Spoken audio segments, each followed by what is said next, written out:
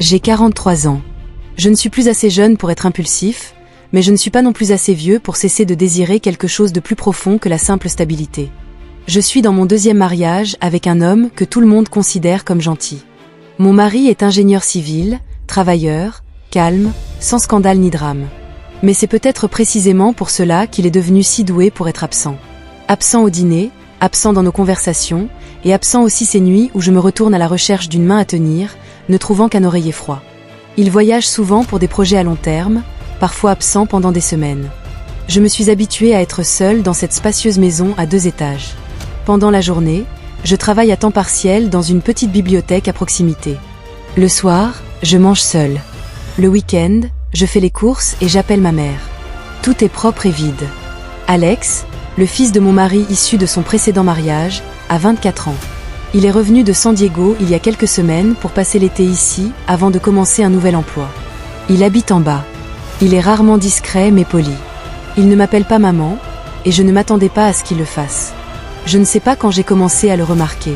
Pas de la manière dont un adulte veille sur un enfant, mais d'une autre façon, une présence subtile mais suffisamment évidente pour me faire sentir que je n'étais plus complètement seule dans cette maison. Nous avons gardé une distance respectueuse, quelques brèves salutations de temps en temps. As-tu déjà mangé? Une fois, il m'a aidé à porter une jardinière jusqu'au balcon alors que j'avais mal à l'épaule. C'était approprié, convenable. Mais au sein de cette propriété, quelque chose de faible mijotait en dessous, comme une graine silencieuse commençant à remuer au milieu de journée qui avait été bien trop calme pendant trop longtemps. La pluie a commencé à tomber un peu après 10 heures. La pluie d'été à Seattle arrive toujours de cette manière. Soudain, violemment, puis tout aussi rapidement, elle s'estompe, laissant de longues traînées d'eau couler sur la fenêtre de la cuisine. Je n'ai pas pu dormir. Une douleur sourde s'était installée dans mon épaule gauche.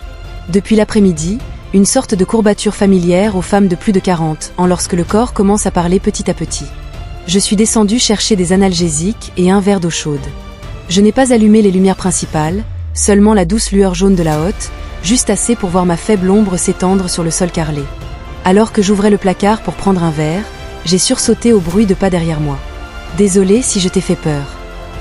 C'était Alex.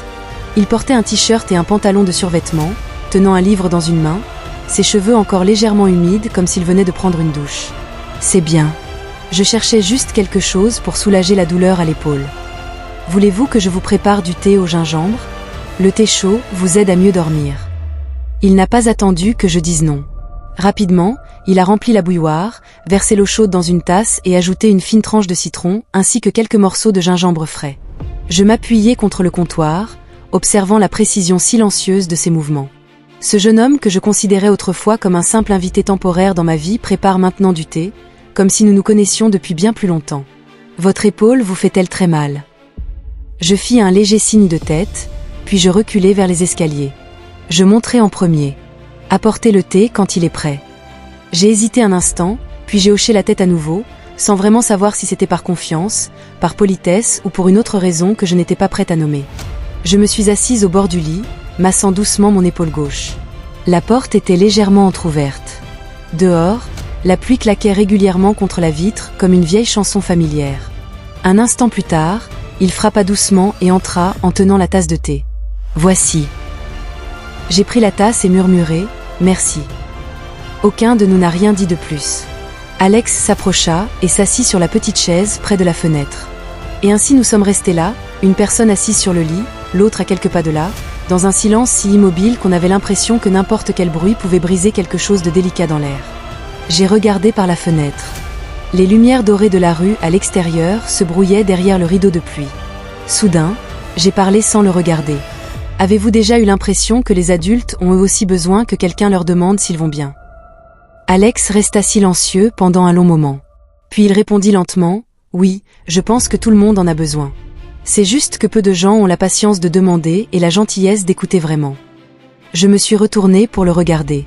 La façon dont il me regardait à ce moment-là n'était pas le regard d'un fils envers quelqu'un qu'il appelait poliment madame. C'était le regard de quelqu'un qui m'avait vraiment vu.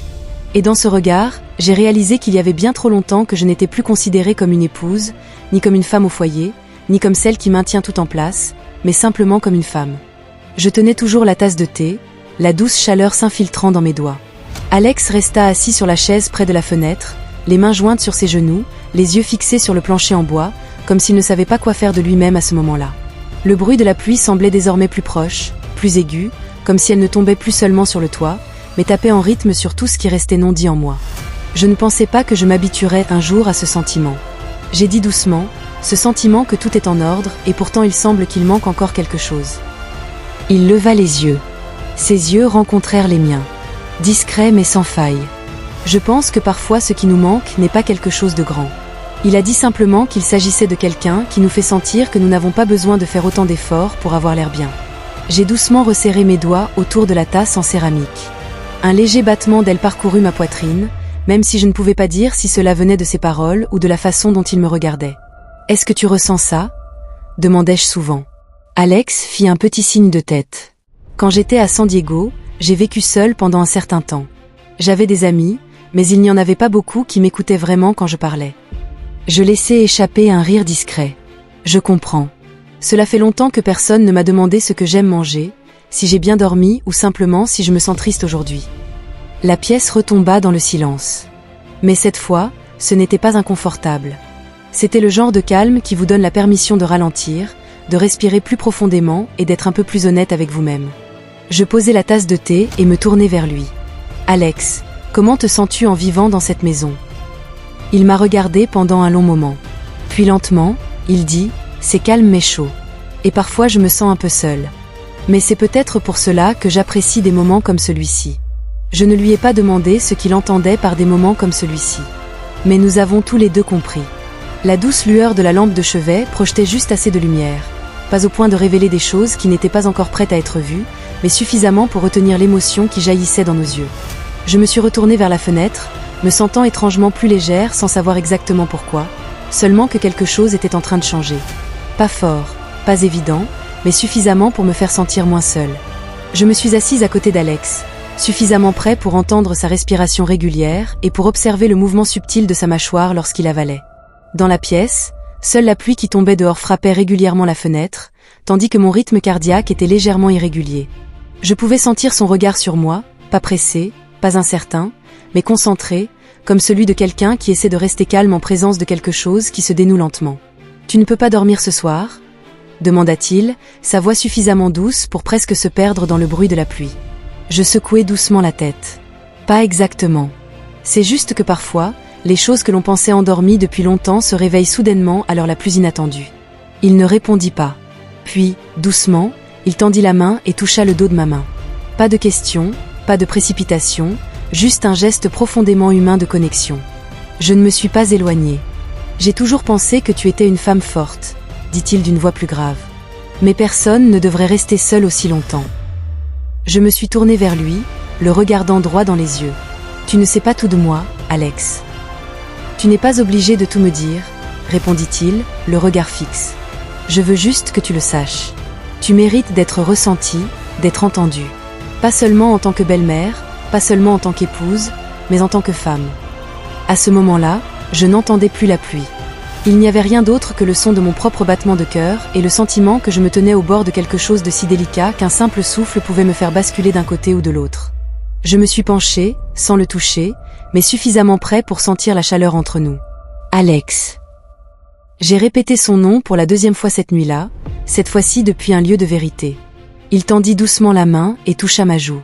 Sa main était chaude, ferme, mais il y avait un léger tremblement, comme s'il était lui-même surpris par sa propre tendresse. Et je ne l'ai pas arrêté. Je l'ai laissé effleurer le côté de mon visage, laissant l'émotion monter sans retenue. J'ai fermé les yeux, non pas par fatigue, mais parce que, pour la première fois depuis longtemps, je voulais tout ressentir avec mon cœur, pas avec ma raison. Nous ne nous sommes pas embrassés, mais ce que nous avons ressenti à ce moment-là était plus profond que n'importe quel baiser. C'était le sentiment d'une femme qui était restée invisible pendant trop longtemps. Enfin être vue, non seulement à travers les yeux de quelqu'un, mais à travers le cœur de quelqu'un. Je me suis réveillée dans mon propre lit, la couverture légèrement déplacée, la fenêtre encore un peu tremblante de la nuit précédente. La douce lumière du matin se répandait sur l'oreiller à côté de moi, là où personne n'était allongé, mais où une faible trace de chaleur subsistait, comme si les sentiments n'étaient pas complètement refroidis. Rien n'avait franchi la ligne. Mais je savais qu'une autre ligne avait été discrètement franchie. Je suis sortie de la pièce et je l'ai vu en bas, en train de préparer du café, portant un t-shirt gris, les cheveux encore un peu humides. Mais quand il m'a regardé, ses yeux s'étaient adoucis. Pas avec honte, pas avec désir, mais avec quelque chose de plus proche de la compréhension, de calme et de profondeur. « Avez-vous bien dormi ?» demanda-t-il, sa voix calme comme n'importe quel autre jour, mais ses yeux ne quittaient jamais les miens. J'ai hoché la tête en souriant doucement. « Oui, merci d'avoir été à mes côtés hier soir. » Nous étions assis l'un en face de l'autre à la table de la cuisine, partageant un petit déjeuner simple, du pain grillé et un café fumant. Aucun de nous n'a rien dit de plus. Inutile. Tout ce qui devait être dit avait déjà été dit la veille. Avant de retourner à sa routine, il s'arrêta à la porte et me regarda une dernière fois. Si quelque chose que j'ai fait t'a perturbé, j'en suis désolée, mais je ne le regrette pas. Parce que tu mérites d'être vu clairement. Je n'ai pas répondu. J'ai simplement souri, un sourire calme et posé, plus profond que n'importe quel mot. La porte se ferma. Et j'ai su que même si tout était resté pareil à l'extérieur, quelque chose en moi avait changé à jamais. Je ne raconte pas cette histoire par fierté, ni pour justifier un moment d'émotion au-delà des limites du mariage. Je la raconte parce qu'elle était réelle.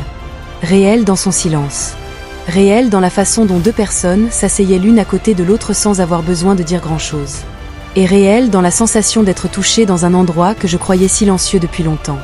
Je croyais autrefois que la connexion ne devait exister que dans des relations raisonnables, convenables et socialement acceptées. Mais maintenant, je comprends que les sentiments ne choisissent pas leur forme. Ils choisissent leur moment, chez la personne suffisamment discrète pour les entendre. J'ai été une épouse, une belle-mère, une femme qui a toujours essayé de faire ce qui était juste. Mais parfois, être mature ne signifie pas toujours garder le contrôle.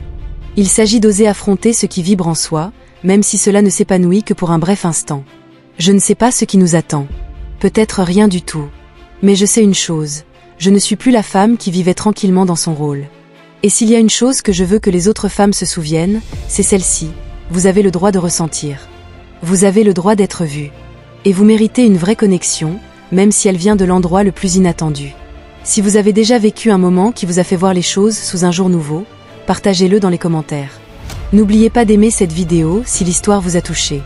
Abonnez-vous pour ne rien manquer d'autres histoires racontées avec honnêteté et parfois des choses que nous n'avons jamais osé nommer.